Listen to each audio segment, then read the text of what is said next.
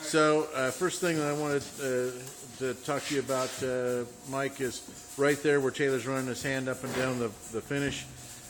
You see how much redder that area looks than, say, the area that Cody just walked in front of, or I got my finger on. That's the honey teak color.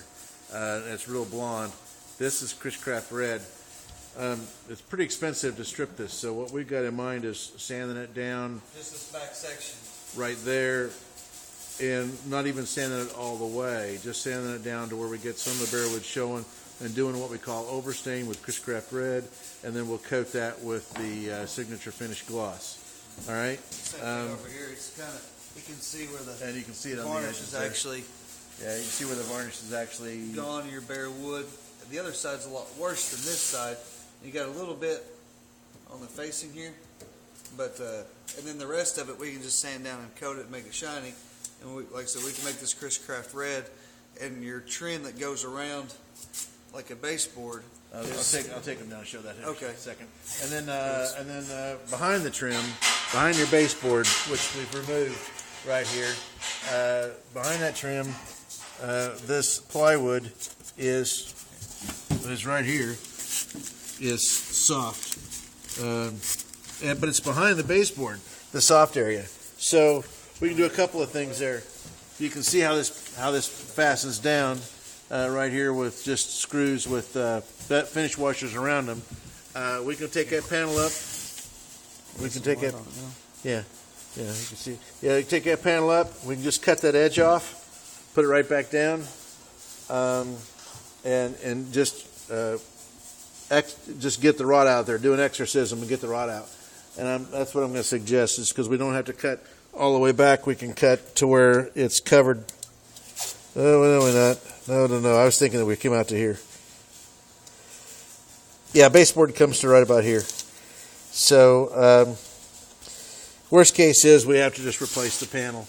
But just wanted to let you know about that. We'll pull this panel out. We'll see if we can't just get the rod off the edge and keep the rod from dropping down into the hull and infecting the hull. And the other thing Taylor was wanting to talk to you about was, oh man. Okay, there goes that sweatshirt. That won't be the last sweatshirt I lose. All right, here comes the next piece that I wanted to cover with you. And that is right here. Here are the baseboards. Here are the trim boards. They are Chris-Craft red. They're not honey teak.